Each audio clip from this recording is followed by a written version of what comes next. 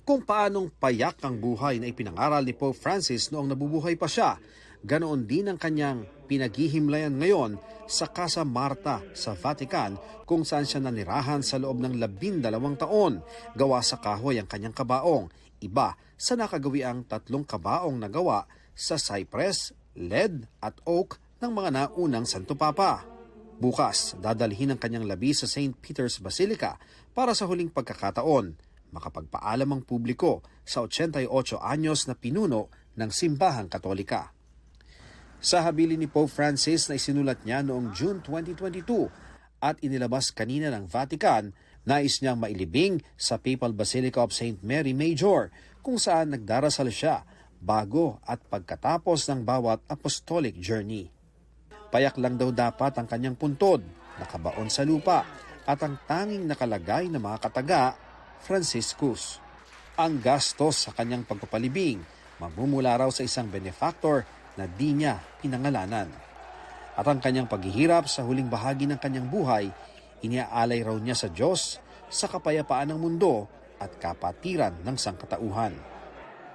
Ayon sa Vatican, 7:35 a.m. April 21, namatay ang Santo Papa. Ang cause of death, stroke, coma at irreversible cardiovascular collapse. Ininda raw niya ang dating insidente na acute respiratory failure dahil sa double pneumonia, multiple bronchiectasis, arterial hypertension at type 2 diabetes. Sa ulat ng Vatican News, ikinuwento ng kanyang personal healthcare assistant ang mahuling sandali niya kasama si Pope Francis. Kwento ni Massimiliano Strapetti na kasama rin ng Santo Papa sa 38 araw niyang pagka-confine sa Gemelli Hospital sa Roma. Nag-alinlangan pa si Pope Francis kung kakayanin niyang mag-ikot sa St. Peter's Square noong Easter Sunday. Pero itinuloy pa rin niya ito. Pagod man, kontento raw si Pope Francis at nagpasalamat kay Strapetti dahil tinulungan daw siyang makabalik sa St. Peter's Square. Hapon ng Linggo, nagpahinga raw si Pope Francis at naghapunan. Madalas 5:30 ng umaga kinabukasan, unang lumabas ang inisyal na senyales ng karamdaman. Matapos daw ang 1 oras, tila nagpaalam daw si Pope Francis kay Strapetti habang nakaratay sa kanyang apartment sa Casa Santa Marta. Doon na raw na-coma si Pope Francis.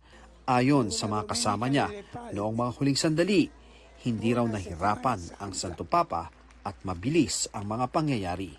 Nagtipon-tipon na rin ang mga cardinal sa Vatican para sa First General Congregation para talakayin ang mga gagawin ngayong panahon na sede vacante o walang nakaupong Santo Papa.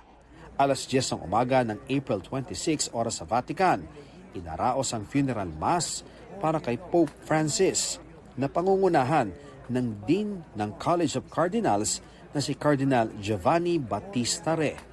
Pagkatapos ng misa, sisimulan ang Novem Diales o 9 na araw ng pagluluksa. Mula sa St. Peter's Basilica, dadalhin ang labi ni Pope Francis sa Basilica of St. Mary Major para ilibing. Para sa GMA Integrated News, ako si Ian Cruz, ang inyong saksi.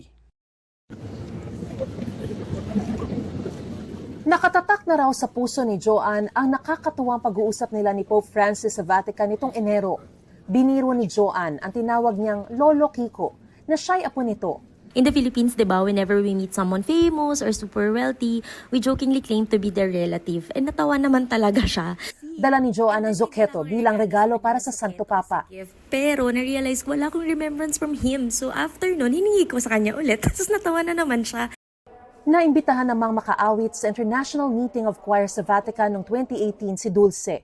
Pero bago siya umalis, nagka-cancer ang kanyang ina. Sumulat ako sa Vaticano, sabi ko sa kanila, hindi ako sigurado. Please pray that my mom will be able to be discharged from the hospital so I will be able to sing. And this was the dream of my mom. Milagrong gumaling daw ang kanyang ina at dagdag biyayang natuloy siya sa Vatican at nakasalamuha rin nang malapitan si Pope Francis. It was a very deep encounter because not only on a personal level, but also more on a spiritual level. Bago nito, natugtugan pa niya ng ukulele si Pope Francis sa pagbisita nito sa bansa noong 2015. Gawa raw ito ng mga survivor ng Super Typhoon Yolanda. Tinugtog ko sa kanya, naluha siya, and then binigay ko na sa kanya. Isa sa mga napiling official photographer sa pagbisitang ito si Glenn. So, he made the cross, sign of the cross sa akin, parang blessing me. Naging inspiration ko siya na serving the church with all dedication and devotion. Pero mas nangibabaw sa akin yung pagsilbi sa simbahan with all humility. Maging si CBCP President at Caloocan Bishop Pablo Cardinal David, inalala ang di malilimutang pag-uusap nila ni Pope Francis noong 2019. Noong time na yon, I was facing 5 criminal charges, no? At nabalitaan niya yon. At nung papalabas na, siya pa yung nagsabing, pwede ba kitang i-bless? He prayed over me. Sa Batangas City, inalis na ang mga sagisag na Santo Papa sa Basilica of the Immaculate Conception bilang tanda ng kanyang pagpanaw. Nag-alay naman ng misa para sa kanya sa iba't ibang simbahan na dinaluhan ng mga Katoliko sa Luzon, sa Visayas, at sa Mindanao. Marami sa atin ang naantig sa buhay ng tinaguriang The People's Pope na si Pope Francis. At bagamat nagluluksa ang marami sa kanyang pagpanaw, maaari naman daw siyang patuloy na mabuhay sa bawat isa sa atin sa pamamagitan ng pakikinig at pagbubukas ng pintuan sa ating kapwa. He always wanted to build bridges. And the bridges are not only between conservatives and progressives. The bridges are also between believers and unbelievers. The lovers and the haters of God. He reached out to both. Inihalin tulad ni Cardinal David ang pagiging leader ng simbahan ni Pope Francis sa nagpapastol na piniling maglakad kasama ang mga nasa laylayan. Yung mga panulat niya, mga turo niya, mga homily niya, ay talagang kakaiba. At sa tingin ko, ito yung Santo Papa talaga na nagturo sa simbahan na matutong makinig. Kasi laging ang konsepto natin ng simbahan, mga pinuno ng simbahan, pinakikinggan.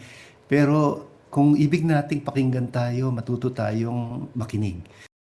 Para sa GMA Integrated News, ako si Mariz Umali ang inyong saksi. Ito ang makasaysayang Sistine Chapel sa Vatican. Itinayo noong 1400s at mahigit 5 siglo ng saksi sa mayamang kasaysayan ng simbahang Katolika. Tahanan ng mga nakamamanghang obra ng ilang tanyag na artist ng panahon yun, kabilang ang Italian painter na si Michelangelo. Sa mga susunod na araw, muling magiging saksi ang Sistine Chapel sa kasaysayan kapag nagtipon-tipon doon ang mga cardinal elector para sa papal conclave na ihahalal ang susunod na Santo Papa. Base sa tradisyon, 15 araw ang panahon ng pagluluksa bago magsimula ang conclave. Pero maaari itong magsimula ng mas maaga batay sa mga pagbabagong ipinatupad ni Pope Benedict XVI noong 2013. Pwede rin maghintay ng hanggang 20 araw kung may mga kardinal na hirap magtungo sa Roma. Pagkalibing yan, o pagkakaroon ng meeting, pagdating naman kardinal, mag-meeting sila. Yung usap-usapan lang, chika-chika, at maaaring ilinya nila kung ano-ano sa pag-inom ng panahon ngayon ang uri ng kailangang papa. Mula noong 2005, tumutuloy ang mga kardinal sa Santa Marta Guest House. Bawal ang komunikasyon sa labas, kabilang ang cellphone, internet at dyaryo. Tanging mga kardinal na mas bata sa 80 taon ang pwedeng maging cardinal elector. 2/3 sa boto ang kailangan para may mahalal na Santo Papa. Aabangan ang paglabas ng puting usok mula sa chimenea ng Sistine Chapel. Hudyat na may bago ng leader, ang 1.4 bilyon na Katoliko sa buong mundo. Sa 252 cardinals ng simbahang Katolika, 135 ang magsisilbing cardinal elector. Karamihan sa kanila naging cardinal sa panahon ni Pope Francis. 77 ang edad 70 pataas. Pinakamarami ang 53 galing Europa, sinundan ng 23 galing Asya at 18 galing Afrika. Nangunguna pa rin ang Italy sa mga bansang pinagmulan ng cardinal electors. Sinundan ng Amerika at Brazil. 3 sa mga cardinal elector galing sa Pilipinas. Sina Manila Archbishop Jose Cardinal Advincula, Caloocan Bishop at CBC President Pablo Virgilio Cardinal David, at si Luis Antonio Cardinal Tagle na kasalukuyang Pro-Prefect of the Section for the First Evangelization and New Particular Churches ng Dicastery for Evangelization. Kasama si Tagle sa listahan ng iba't ibang international media na mga itinuturing na papabili o yung mga matutunog na pangalan na posibleng susunod na Santo Papa. Minsan din siyang naging obispo sa Imus, Cavite, kung saan ko nakilala ang ilan niyang kaanak. Tulad din ni Pope Francis, na simple ang paglalarawan nila sa kanya. Parang ordinaryong tao, nakikipagkwentuhan, walang, kahit sabi mo nung priest pari pa siya, no? Never yung sabi mo nagmamataas, bago naging cardinal, archbishop na, wala. Ganun pa rin siya, kung ano naging kinagisnan niya, ganun pa rin siya, hindi nagbabago. Para naman sa pamangkin ni Cardinal Tagle na si Gerard Cantos, isa umunong napaka mapagbigay na tao ang kardinal. Kapag nga raw may okasyon, lalo na pag Pasko, welcome daw ang lahat sa bahay nito. Yung gate po nila nakabukas, open to everyone, pwede po kayong kumain and nagbibigay sila ng small tokens sa mga dadating. Lalo po sa amin na kamag-anak namin, very po sila, hospitable and mapagbigay po sila, hindi po sila madamot. Bukod kay Tagle, kasama rin sa mga itinuturing na papabili ang ilang cardinal mula Italy, France, Hungary, Malta, Spain, Amerika at Ghana. Pero sa mga naglalabasang listahan, walang opisyal na nagmumula sa Vatican. At sa huli, ayon sa simbahan, Espiritu Santo ang magiging gabay ng pagboto ng mga kardinal. Pagpasok sa conclave, wala na yun. Nakakulong na sila doon. Opo. Maghihintay na lang sila ng pagboto ng bawat isang kardinal. Pwede siyang manalo, pero ang Espiritu Santo talaga ang magbibigay. Para sa GMA Integrated News, ako si Oscar Oida, ang inyong saksi. Hindi napigil ng masamang panahon ang paglapit ni Pope Francis sa mga mananampalataya dito sa Pilipinas noong 2015. Malaking ngiti ang sukli niya sa mainit na pagsalubong. January 15 nang lumapag sa Pasay City ang eroplanong sakay si Pope Francis. Paglabas ng Santo Papa, nilipad ang papal cap niya. Kasama sa mga sumalubong ang ilang estudyante at sinoy Pangulong Noynoy Aquino. Nang isakay ang Santo Papa sa Pope Mobile papunta sa Apostolic Nunciature, hindi magkamayaw ang libu-libong nag-abang sa mga dinaanan niyang kalsada. Bumisita rin si Pope Francis sa Malacanang kung saan nagbigay siya ng hamon sa mga naglilingkod sa bayan at sa simbahan. I hope that these prophetic psalms will challenge everyone at all levels of society to reject every form of corruption which diverts resources from the poor. Kahit saan magpunta, binasbasan ng Santo Papa ang mga batang nakalapit sa kanya at binabati siya ng Lolo Kiko, kabilang ang mga batang may sakit. Nanguna rin si Pope Francis sa isang misa sa Manila Cathedral kung saan nagsilbi si Father Viel Bautista na 3rd year pa lang noon sa seminaryo. Lo and behold, na pagdating niya sa pintuan ng Manila Cathedral, binati niya kami isa-isa at nahawakan ko ang kanyang kamay, nakapagmano, nahalikan ko yung kanyang singsing. Parang alala ko, parang sinabi ko yata, welcome Pope Francis, no? Nang magtungo si Pope Francis sa Leyte, humahagupit ang hangin at ulan at signal number 2 sa probinsya dahil sa bagyong Amang. Pero walang pagsidla ng tuwa ng mga debotong sumalubong. Kabilang ang pamilyang nakatira sa isang barong-barong sa tabi ng kalsada kung saan bumaba si Pope Francis. Pumunta siya sa amin, oo, kasi marami kayong bata. Nag-bless lang kami, tapos nag-kiss siya, nag-pray. Doon nagdasal ang Santo Papa kasama ang kanilang anak. Ang pamilya ni Mary Jane, isa lang sa libu-libong nasalanta at bumabangon pa lang noon sa bagyong Yolanda na sinadya ni Pope Francis at binigyan ng pag-asa. Tantos de ustedes perdido parte de la familia. Some of you have lost part of your families. Solamente guardo silencio. All I can do is keep silence. para estar con ustedes. I'm here to be with you. Estoy para decirles que Jesús es el Señor. I've come to tell you that Jesus is Lord. Que Jesús no defrauda.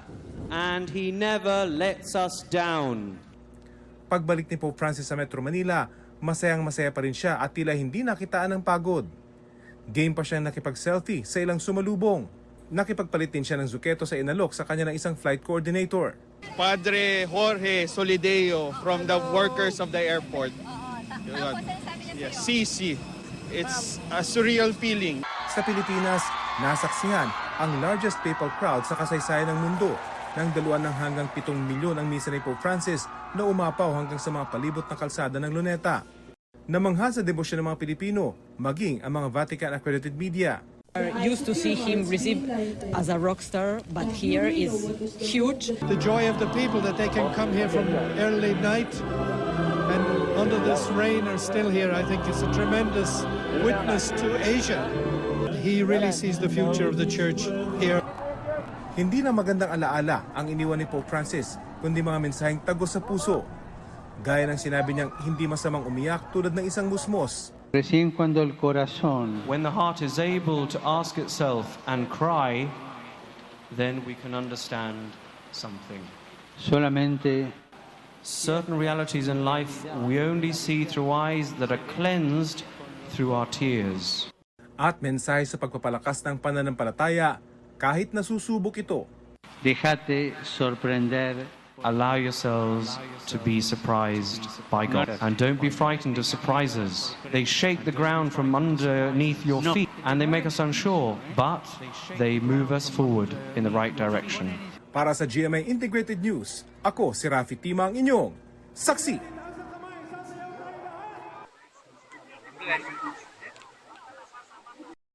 Mga kapuso, maging una sa saksi. Mag-subscribe sa GMA Integrated News sa YouTube para sa iba't ibang balita.